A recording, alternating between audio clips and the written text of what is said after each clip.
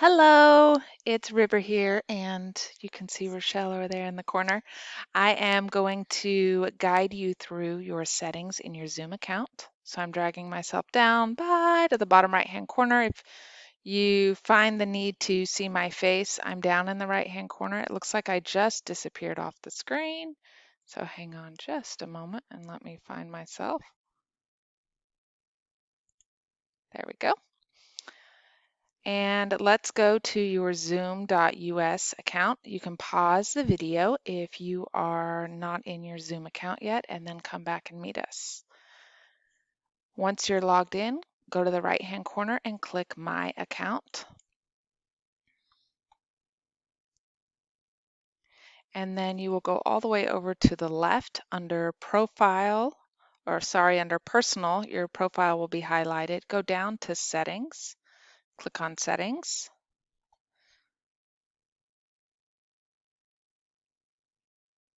And we will go through each of the settings one by one and what each of them means. So we're going to start with our meeting settings because that's what we're going to be doing most. On host video, I want to start meetings with my video on. If you click that, that means that when kiddos come in or anybody comes in, they can see what you're doing. If you tend to drink your coffee, fix your hair, and all that, I would keep your video off and then start it when you get in. Participants' videos, have them start with the video on. I keep that one off for students. You have kiddos that are trying to make a scene before the teacher sees what's going on, so keep that one off. Audio type, telephone and computer audio. If you are allowing people to call in, you can have the telephone link, or if your phone is Bluetooth to Zoom, you can have the telephone link on. I would just click on computer audio. You don't want that phone call coming into your meeting. Click save. Join before host. If you have this on, then students can come in before you and have conversations without you, so I don't recommend that. Keep that one gray. Use personal meeting ID when scheduling a meeting. So everybody who has a Zoom account has a personal meeting ID. That ID sends you to a specific room, and that is your room no matter what meeting is being held. And that means that if you have back-to-back classes, students can come into that room. So we are going to not have that on. Use personal meeting ID when starting an instant meeting. That's if you're doing maybe a parent conference and you just want to do a quick click start, you can use that. I'll do another video on how to do that though. So let's keep these two gray. Require a password when scheduling new meetings. You can have a password requirement. You would just need to share that in your Google Classroom. I'm turning mine off because that's an extra step for our kiddos, and that can be a little confusing. And if you forgot to put that password in your Google Classroom, you'll have all of that wait time with students in Zoom and students out of Zoom. Require a password for instant meetings. I keep this one on because if it's a parent-teacher conference you're doing, you want to limit those that are coming into the meeting. So I leave that one on. You probably won't use that much. Again, I'll go over this in another video. Require a password for personal meeting ID. We're not going to be using that. And then embed password in meeting link for one click to join. This is if you are scheduling a meeting and you don't want to send the password separately, you can add it to the link. I'm turning mine off. Require password for participants joining by phone. I'm keeping this one off.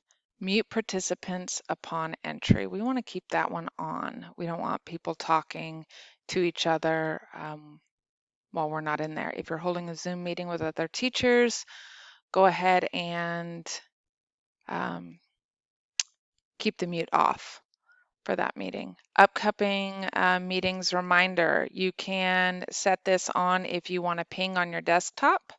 I'm going to keep that one on. And then require encryption for third-party endpoints. We're not going to be using that in our basic account. And chat, allow meeting participants to send a message visible to all. We want to have our chat on. That's how our kiddos can interact with each other and with you. Private chat. I keep private chat off. That means students can click on another person's name and have private chats back and forth. I would wait to have that on until you've set up your classroom management situation. Auto-saving chats, you can keep this one on if you want to save those for your records. I'm going to keep mine off. I won't need that in ACE. Play sound when participants join or leave. That's your doorbell. That way you know who's coming in. I would recommend keeping that on until you are used to letting people in. Sometimes it's hard to know that somebody's waiting and you forget because you're trying to figure out how to do this. So let's go ahead and keep our sound on. File transfer. Hosts and participants can send files. So this is set up so students can turn in homework. You can share a PDF that they need for the meeting. So you can keep this one on. I recommend we just keep using our Google Classroom for all of our files, all of our worksheets, all of our assignments, student turn in, because then it's all in one place. If you were using Zoom as your only platform, that's when you would use file transfer. But if you find you're in the middle of a lesson and you remember a worksheet or a file or a website, something like that, you can keep this on, go click on that file and share it in the meeting chat. Feedback, we don't need this. Experience feedback, don't need this. And then allow host to put attendee on hold. We need to do that so you don't hear that doorbell repeatedly. And always show meeting control bar. We want to keep that on so we can see what's going on. Show Zoom windows during screen share. I recommend keeping this on when you first start because you might lose your Zoom window and not know how to find it on the screen.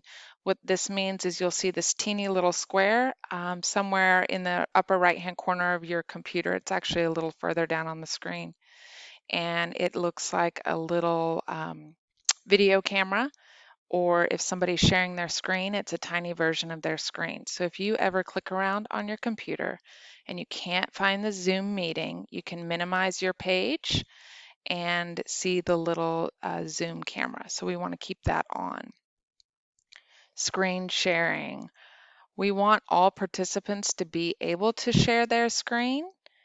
Who can start sharing when someone else is sharing? I keep mine host only because that limits students from kicking other people out. Remember to go over what's appropriate to share in class. So that's another classroom management piece to Zoom. Disable desktop screen share for others. This keeps students from sharing personal pictures and things that they may have on their computer. So I'm going to keep that off. Annotation. That's so if I'm sharing my screen or somebody else is sharing their screen, we can type notes on that screen and work collaboratively, keeping that on. Whiteboard, we want to keep our whiteboard and then we want to auto save our whiteboard content. The reason why we want that saved is if we close out of the whiteboard and then we need to go back to it, everything is still there. So let's save that. Remote control. So during screen sharing, the person sharing can allow others to control it. So if I'm guiding a student or a parent through using a new virtual program, say they've never been on Quizlet, they can share their screen with me and then give me control of their screen. So then I am maneuvering their mouse for them as I walk them through it. It helps with frustration. If any of you are having trouble remotely, you can contact me in a Zoom meeting and share your screen with me, and I can go through and have control of your computer. Nonverbal feedback. Participants can provide nonverbal feedback. That's pictures, emojis, that kind of thing. I think that's fun for our students. It's a great way for students to interact who don't really have the best typing skills, are afraid to share their voice on the screen. Allow removed participants to rejoin. That is up to you if you want to have that. This is if you kick a kiddo out of class and you don't want them to rejoin, you can click this one. That being said, sometimes if the internet goes out in someone's home or the cat goes over the cord and they get unplugged, they won't be able to get back in the meeting. So that's up to you. I'm going to turn mine on. Now we need to go down to our breakout rooms. We want the host to be able to have breakout rooms. Breakout rooms are awesome. They are a great way to manage the classroom. In a breakout room situation, you can send kiddos for small groups. We can also use breakout rooms for behavior. If you have somebody being wild all over the screen or doing what kids do, we can send them to a breakout room and send a PDF or a file or directions for them to kind of chill out and calm down, have them watch a video in that room, and then you can bring them back. We want to click this little tab right here. It says allow host to assign participants to breakout rooms when scheduling. This means that when I'm scheduling my breakout rooms my Zoom classrooms for every Monday and Thursday, and I know my A period is going to have a lab every Monday and Thursday, I'm going to put in 3 breakout rooms and I can label them, I can name them, and it can all be set up. So the day of, I'm not hustling trying to set up my breakout room. You can do that in advance. So we want that checked. Click Save.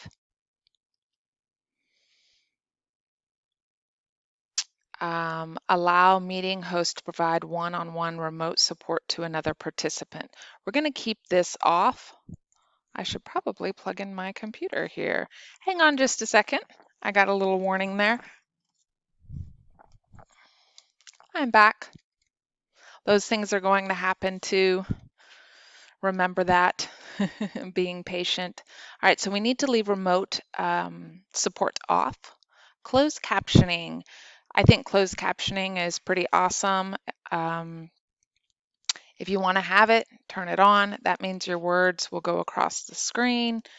This may help some students that have auditory processing issues. It can help them if they didn't quite understand what you said. So you can keep your closed captioning on if you would like. I'm going to keep mine on since we have our ACE kiddos. Save captions. I want to turn that on for my classroom. If you feel that that's going to be too distracting, go ahead and keep both of those off. Far end camera control. Allow another user to take control of your camera during the meeting. I'm keeping that off. As you get more advanced in Zoom, we can keep that one on. Virtual background. This I think would be really fun for our kiddos. In Zoom, you can go in and you can change your background. You can see here I'm using ManyCam, so I have my lights. I have Bayside, I have a tree here. In Zoom, you can also change your background, put you in the French Alps or something. I'll show you that in another video. The kiddos can do that too and get creative, create some guidelines around that. Identify guest participants in the meeting and webinar. We do not have this option. This is, I think this is for people that are in your account, but we can go ahead and let me check on that one because I think this is beyond identifying everybody in there. This is if you're hosting a board meeting and you want other people to have host control, but I will get back to you on this one. auto answer in